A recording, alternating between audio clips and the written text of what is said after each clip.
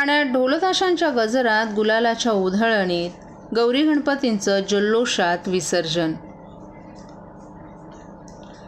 काल गणेश चतुर्थीच्या 6व्या दिवशी ठाण्यात गौरी आणि गणपतींच्या विसर्जनाची परंपरा जपली गेली। परंपरेनुसार यंदा गौरींचं आगमन 4थ्या दिवशी झाल्यानं 6व्या दिवशी गणपतींचं विसर्जन करण्यात आलं। दरवर्षीप्रमाणे गौराईची पूजा आणि विसर्जन मोठ्या उत्साहात पार पडलं। गौराईची पूजा वनस्पती आणि फुलांच्या जुड्या तयार करून पारंपरिक षोडोपचार पद्धतीनं करण्यात आली। महिलांनी गौराईंचं पाण्यात विसर्जन केलं, तर गणेश विसर्जनाचा उत्सव ढोलताशांच्या गजरात पार पडला। गणपती बाप्पा मोरया, पुढच्या वर्षी लवकर या अशा घोषणांनी वातावरण भक्तिमय झालं होतं। गणपती बाप्पाला साश्रुपूर्ण निरोप देताना भाविकांमध्ये एकता आणि श्रद्धेची भावना दिसून आली। विसर्जन सोहळ्यात तरुणाईसह महिला, मुलं, मुली आणि ज्येष्ठ नागरिकांनीही मोठ्या संख्येनं सहभाग घेतला। ढोल पथकांमध्ये महिलांचा सहभाग खास आकर्षण ठरलं। फुलांची आकर्षक सजावट आणि पारंपरिक वाद्यांच्या तालात मिरवणूक रंगली। महापालिकेनं गणेश विसर्जनासाठी विशेष व्यवस्थांची तयारी केली होती। विसर्जन घाटांवर स्वयंसेवी संघटनांनी निर्माल्य व्यवस्थापनासाठी उपाययोजना केल्या होत्या। सुरक्षा व्यवस्था, अग्निशमन दलाचं पथक, आरोग्य आणि विद्युत विभाग उशिरापर्यंत कार्यरत होते। भाविकांनी यावेळी साश्रुपूर्ण वातावरणात गणेशाला निरोप दिला।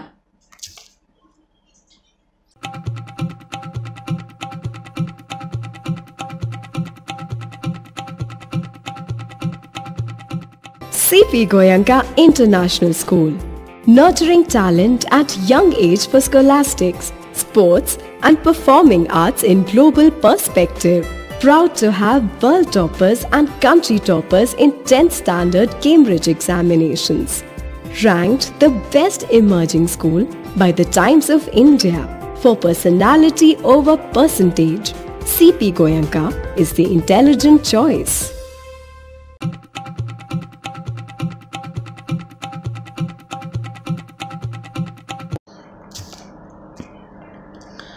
अमेरिकेत राहुल गांधी यांनी केलेल्या वक्तव्यावर ठाण्यात भाजपकडून तीव्र विरोध। अमेरिकेत राहुल गांधी यांनी भारताच्या विरोधात दिलेल्या विधानामुळे देशाच्या प्रतिमेला धक्का लागल्याचं सांगत ठाणे शहरात भाजपनं मोठ्या प्रमाणात आंदोलन केलं। ठाण्यातील कोटनाका येथे भाजप आमदार संजय केळकर यांच्या नेतृत्वाखाली हा विरोध करण्यात आला। या आंदोलनादरम्यान राहुल गांधी मुर्दाबाद अशा घोषणा देण्यात आल्या। तसंच राहुल गांधी आरक्षण विरोधी अशा पोस्टर हातात घेऊन कार्यकर्त्यांनी आपला संताप व्यक्त केला। या आंदोलनात मोठ्या संख्येनं भाजपचे स्थानिक कार्यकर्ते, नेते, महिला कार्यकर्त्याही सहभागी झाल्या होत्या। त्यांनी राहुल गांधी यांच्यावर देशाच्या प्रतिमेला हानी पोहोचवल्याचा आरोप करत त्यांचा निषेध केलाय। अमेरिकेत राहुल गांधी यांनी केलेल्या विधानामुळे जागतिक स्तरावर भारताच्या प्रतिमेवर परिणाम होईल असं सांगण्यात आलं। संजय केळकर यांनी माध्यमांशी संवाद साधताना राहुल गांधींना काँग्रेस पक्षाच्या नीती नियमांचा विरोध करणारा नेता म्हणून ओळखलं आणि त्यांच्या विधानांमुळे देशाची प्रतिमा मलिन झाल्याचा त्यांनी आरोप केला। काँग्रेसवर टीका करतानाच भाजपनं देशहितासाठी उभं राहण्याची कळकळीची त्यांनी विनंती केली।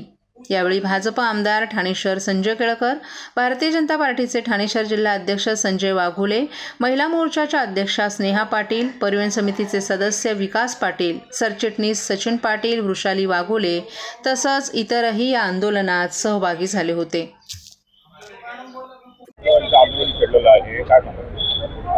राहुल गांधींनी देशाबाहेर जाऊन देशविरोधी भाष्य केलेलं आहे आणि त्याचा देशातली जनता आणि आम्ही तीव्र निषेध करतो।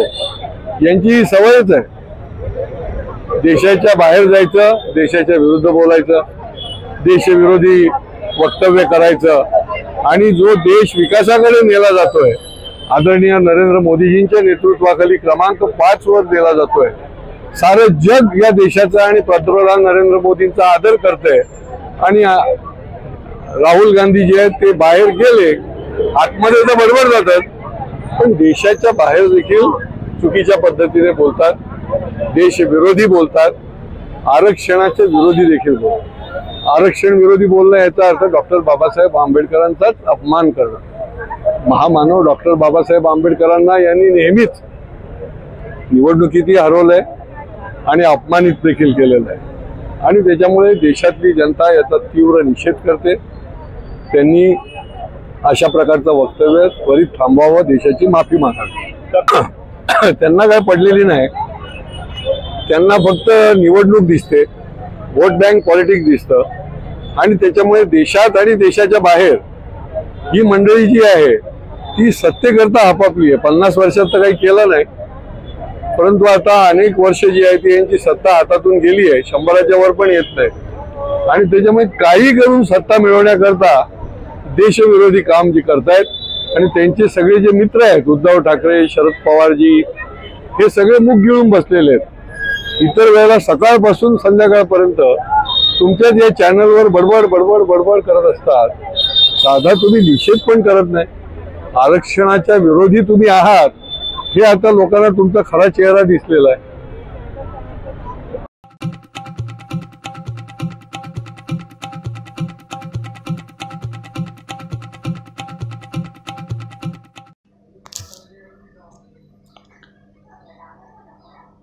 मागील 8 ते 10 वर्षांपासून ठाण्यातील कोपरी विसर्जन घाट येथे राज्याचे मुख्यमंत्री एकनाथ शिंदे यांच्या संकल्पनेतून अन्नसेवा हा उपक्रम राबवण्यात येत आहे. त्यांचा हा अन्नसेवेचा संकल्प पुढे नेण्याचं काम करत असल्याचं मत कोपरी पाचपाकाडीचे उपशहर प्रमुख प्रकाश कोटवानी यांनी व्यक्त केले. राज्याचे मुख्यमंत्री एकनाथ शिंदे यांच्या मार्गदर्शनाखाली शिवसेना कोपरी विभाग आणि मेहंदीपूर बालाजी मित्रमंडळ यांच्या संयोगानं कोपरी मिठबंदर विसर्जन घाट येथे महाप्रसादाचं वाटप कार्यक्रमाचं आयोजन करण्यात आलं. या महाप्रसादाचा लाभ घेण्यासाठी दरवर्षी गणेश भक्तांचा उत्तम प्रतिसाद लाभत आहे. गौरी गणपती विसर्जन आणि अनंत चतुर्दशीच्या दिवशी येथे मोफत महाप्रसादाचा स्टॉल लावण्यात येत असल्याची माहिती कोटवानी दिली आहे. तसंच या महाप्रसादात पुलाव आणि शिरा यांचा समावेश असून हा महाप्रसाद जागेवर बनवत असून गरमागरम महाप्रसादाचा आस्वाद भक्तांना घेत असल्याचं कोटवानी यांनी सांगितलं. तसंच दरवर्षी मुख्यमंत्री एकनाथ शिंदे यांनी कोपरी पाचपाकाडी उपशहर प्रमुख प्रकाश कोटवानी यांच्या वतीनं करण्यात येत आहे. यावेळी त्यांच्यासोबत शिवसेनेचे विभाग प्रमुख संतोष बोडके, विभाग संघटक रमाकांत पाटील, उपविभाग प्रमुख कुणाल भोईर, संदीप जगताप, शाखा प्रमुख रोहित गायकवाड तसंच शिवसैनिकांचंही सहकार्य लाभत असतं. ही अन्नसेवा गेले 10-15 वर्षापासून चालू आहे आणि जे गणेश भक्त इथे भाविक येत आहेत त्या महाप्रसादाचा आनंद घेत आहेत. आपले महाराष्ट्राचे लाडके मुख्यमंत्री श्री एकनाथ शिंदे साहेबांतर्फे ही भाविकांसाठी महाप्रसादाची सेवा पहिल्यापासून सुरुवात केलेली आहे, ती आता पण चालू आहे आणि पुढे पण चालू राहील. आणि तुम्ही हे बघतायत यात गौरी विसर्जन आहे, भरपूर विसर्जनसाठी घाटावर गर्दी आलेली आहे आणि बाजूलाच राजस्थान प्रगती मंडळतर्फे लिंबू सरबत सेवा पण यांच्यात सेवेसाठी ती राजस्थान प्रगती मंडळ पण दरवर्षी ही सेवा ठेवत आहेत. आमच्या कोपरी शिवसेना कोपरी विभागातर्फे पण तुम्ही बघतायत की आमचे जेवढे पदाधिकारी आणि कार्यकर्ते आहेत किती मनापासून या महाप्रसाद लोकांची सेवा करतायत. अष्टविनायक चौकात पण एक स्वागत कक्ष आपला शिवसेना कोपरी विभागातर्फे असतं. सर्व गणेश भक्तांचं तिथे स्वागत करता येते आणि ईश्वरसाठी हीच प्रार्थना आहे की सेवा कायमची चालू राहावी.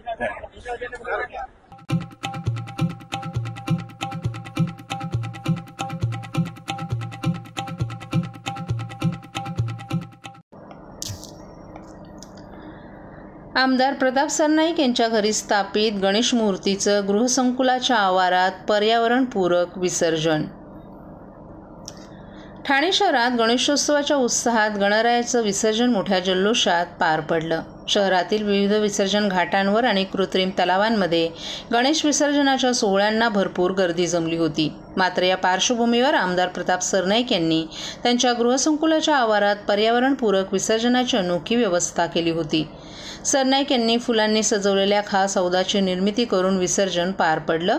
या हौदात फुलांच्या पाकळ्यांचा वापर करून आकर्षक सजावट तयार करण्यात आली होती.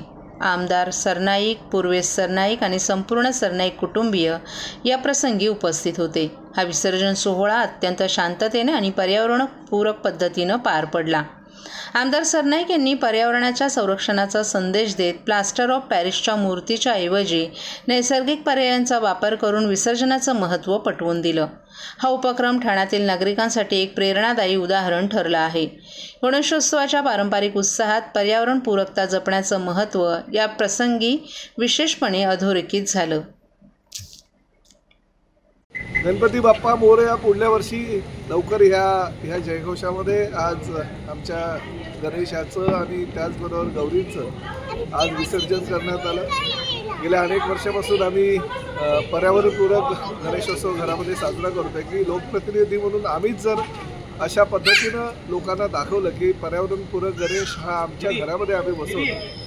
आणि आमच्या बिल्डिंगच्या खाली या ठिकाणी आपण बघताय की पॉन्ड बनवलेला आहे आणि त्या पॉन्डमध्ये त्या शाडूच्या मूर्तीच्या गणेशाचं विसर्जन केलेलं आहे. आणि लोकांनाही आमचं सांगणं आहे की दिवसेंदिवस जगामध्ये ज्या पद्धतीनं पर्यावरणाचा ऱ्हास होतो आहे अशा पद्धतीनं प्रत्येकाने जर थोडा विचार करून हा पर्यावरणाचा ऱ्हास होणार नाही अशा पद्धतीनं गणेशोत्सव साजरा केला किंवा बाकी आपल्या जीवनामध्ये पण काही अशी कृती केली तर निश्चितपणे भविष्यामध्ये किंवा येणाऱ्या पिढीला त्याचा फायदा होऊ शकेल.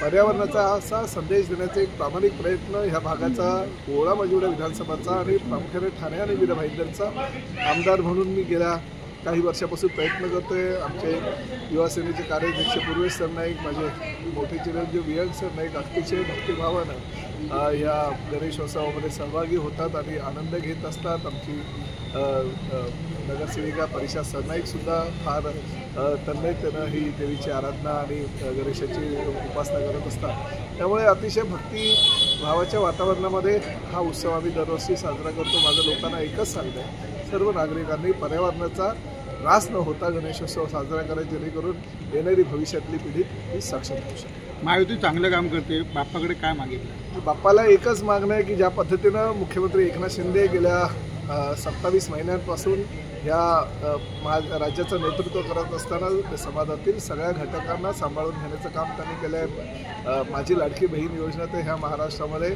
अतिशय मोठ्या प्रमाणामध्ये सक्सेसफुल झालेली एक योजना आहे. अनेक योजना ज्या आहे ह्या राज्य शासनाच्या वतीने गेल्या 27 महिन्यात लागू झालेल्या आहेत. त्यामुळे महाराष्ट्राचा विकास होत आहे. जे शेतकऱ्यांचे प्रश्न, कष्टकऱ्यांचे प्रश्न, महिलांचे असू द्या, विद्यार्थ्यांचे असू द्या, सर्वसामान्य झोपडीधारकांचे असू द्या किंवा रिक्षा चालकांचे असू द्या, सगळ्यांचे प्रश्न सोडवण्यात यशस्वी ठरलेले मुख्यमंत्री म्हणून या देशामध्ये सर्वोत्तम मुख्यमंत्री ठरलेले आहेत. तर हेच मुख्यमंत्री राज्याला भविष्यामध्ये सुद्धा लाभावे आणि ह्या महाराष्ट्राचा सुजलाम सुफलाम अशाच पद्धतीने विकास व्हावा ही ईश्वराच्या चरणी आणि प्रामुख्याने बाप्पाच्या चरणी प्रार्थना करतो.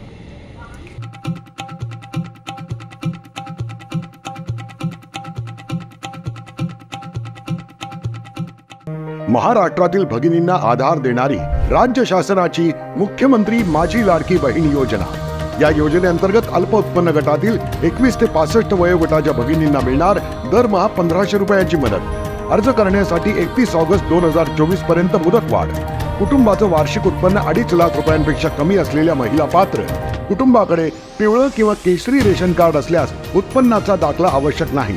पांढरं रेशन कार्ड असेल किंवा रेशन कार्ड नसेल तर कुटुंबाचं वार्षिक उत्पन्न 2.5 लाखांपेक्षा कमी असल्याचा दाखला आवश्यक. योजनेसाठीचा ऑनलाईन अर्ज नारी शक्ती दूत ॲपवरून किंवा पोर्टलवर भरता येईल. ज्या भगिनींना ऑनलाईन अर्ज भरता येत नसेल त्यांच्यासाठी अंगणवाडी, ग्रामपंचायत, वॉर्ड ऑफिस, सेतू सुविधा केंद्रामध्ये किंवा आशाताई बचत गटाच्या CRP यांची मदत उपलब्ध. आता आपल्याला अभिमानानं म्हणता येईल, सुखी आणि सुरक्षित आहे माझी लाडकी बहीण.